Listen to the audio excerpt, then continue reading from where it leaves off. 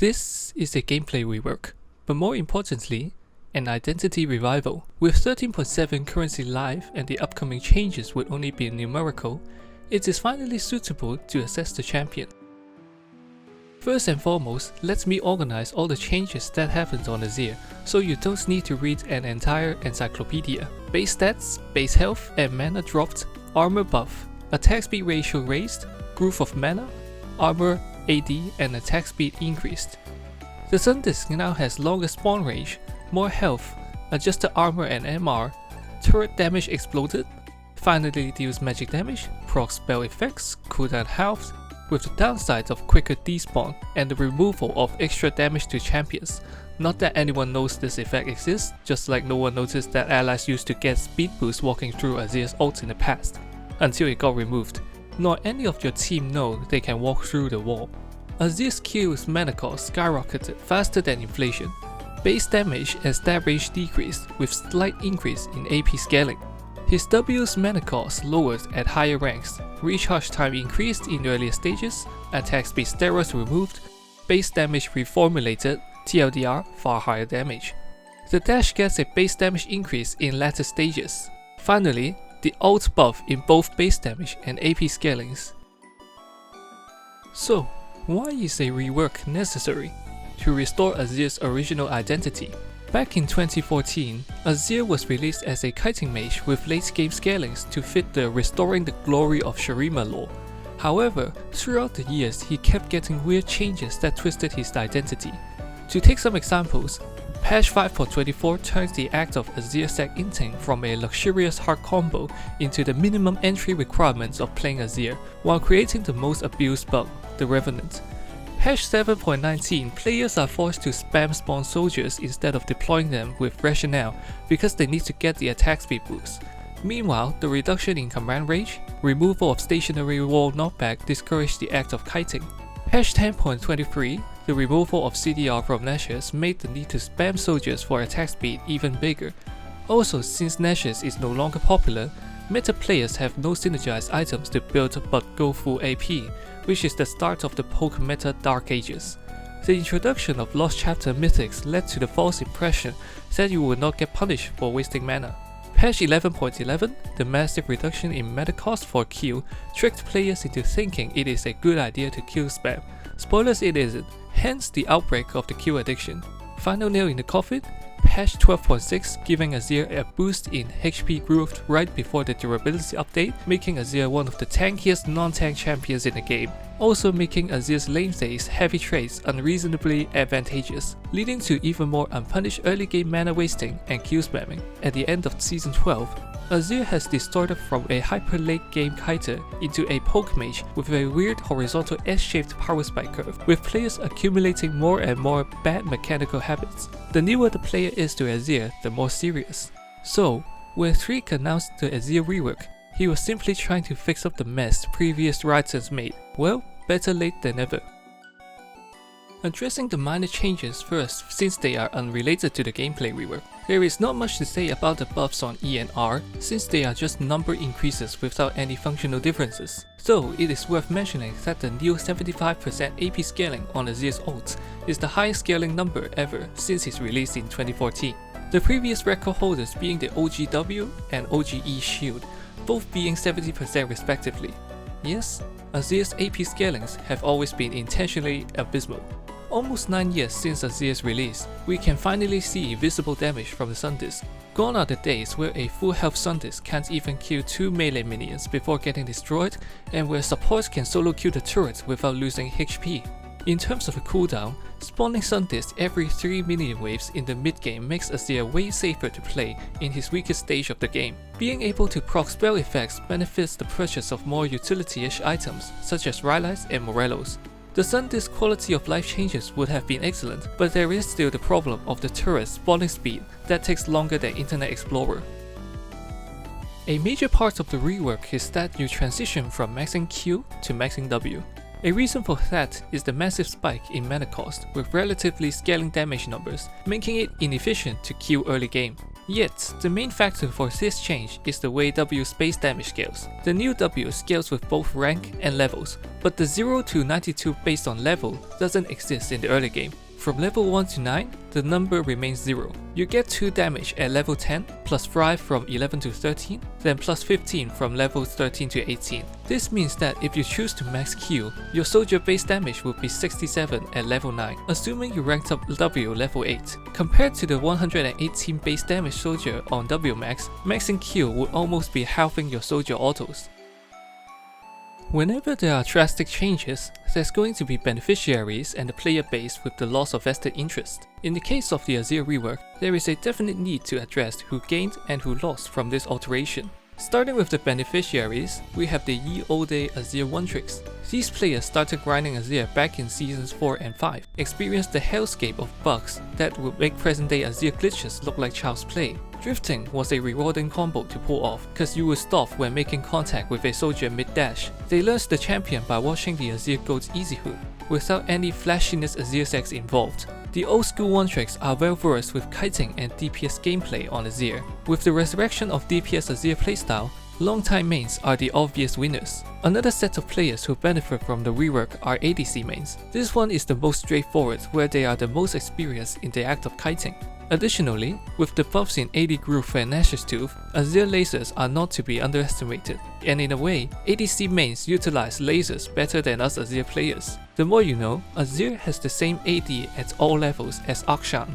You may have noticed in the 13.7 patch notes, Riot is keeping an eye on Azir top. With early access to strong soldier autos now, Azir is now especially strong against melee champions. However, these champions don't often appear mid lane, they live top.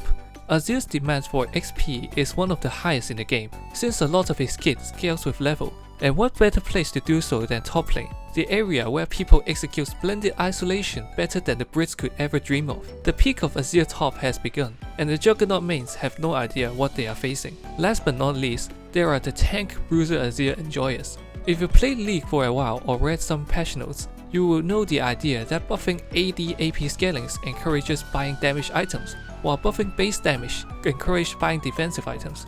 This is because having a high base damage in an ability reduces the cost of not buying damage items. Let us look at the base damage increase in ENR. That is a lot. Now let's look at the soldier base damage. Assuming you have a Doris ring with 19 AP rune shard, and follow Riot's recommendation to W max, when you get level 5, your soldier damage went from 71.2 to 97.2.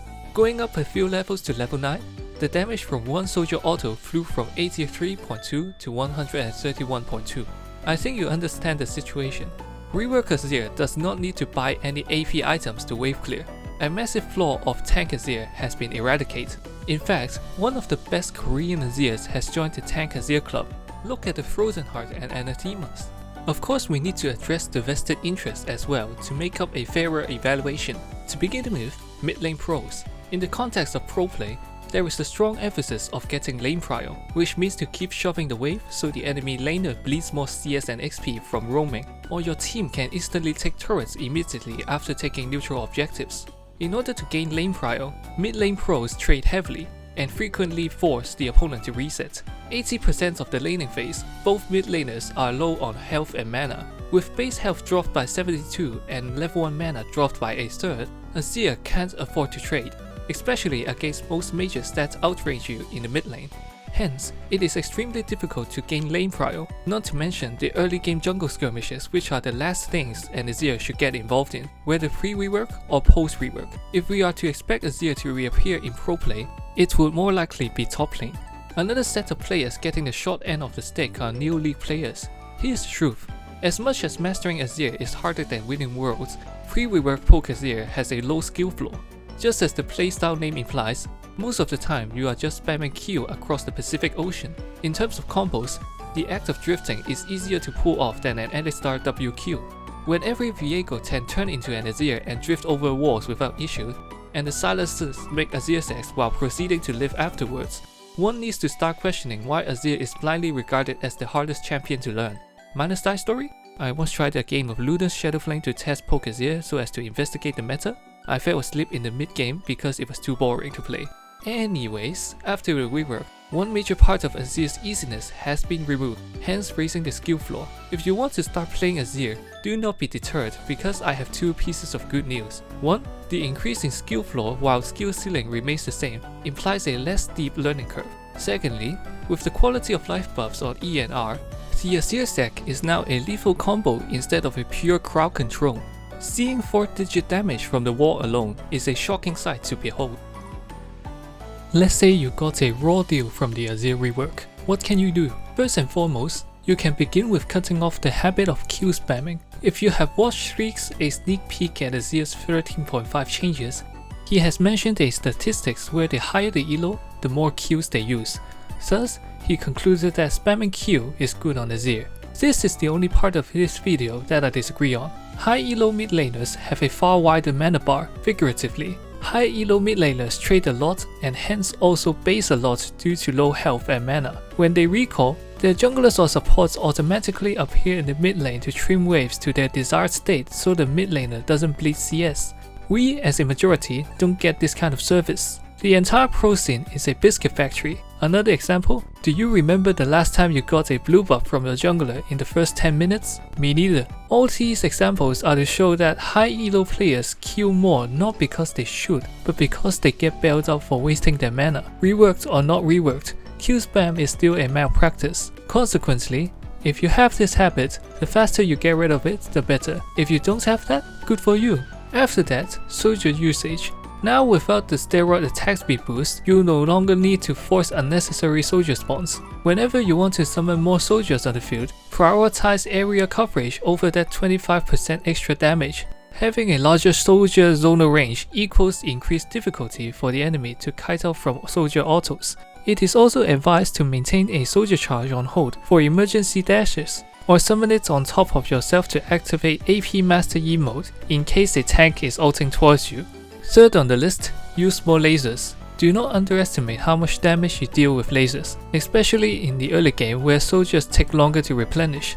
Laser the farm to reduce excess soldier spawns, which saves more mana. Given that the enemy laner is going to have some sort of MR, early game lasers hurt more than your Q. Furthermore, with the return of CDRs on Ashes, the item is back in vain, your lasers are going to hit hard. In the early mid game, stay chill and focus on grinding CS and XP. You are an emperor, so learn to discipline yourself. When contesting neutral objectives, summon soldiers for zoning, and when a teamfight starts, resist the urge to Azir sec, at least in the first 10 seconds of the fight. Or of course, you can just keep playing Poké-Azir. The meta, champion counters, and win rates don't apply below Grandmaster. As long as it fits your playstyle, then go for it. After all, I am a Frozen Heart Azir that goes WEW in the first 3 levels with E max second. Kind of certain no one else is psycho enough to not have Q until level 4. Us DPS Azir players kept buying Nashes in the Poke era, so nothing is stopping you from playing Poke in the current state.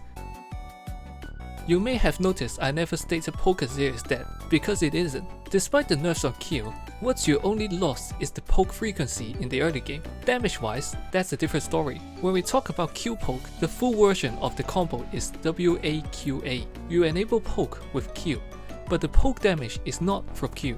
It's the soldier autos before and after it. By poking with W max, you lose approximately a laser's worth of Q damage in exchange of 2 heavy jabs. Pair that with health blades and suddenly you get burst major levels of early poke. When you reach level 13, where your Q is maxed, Q cooldowns are back low and late game Azir is impossible to go All the while, the poke damage from soldiers gets even more broken. Hence, do as you please. All in all, brilliant rework, picking bolts out of eggs, right? If you are seeing this, can we have an item that is the AP equivalent of Lord Dominic's? One force of nature alone renders Azir useless, and not even Void Stab plus Riftmaker can deal with it. Most importantly, please fix the freaking bugs.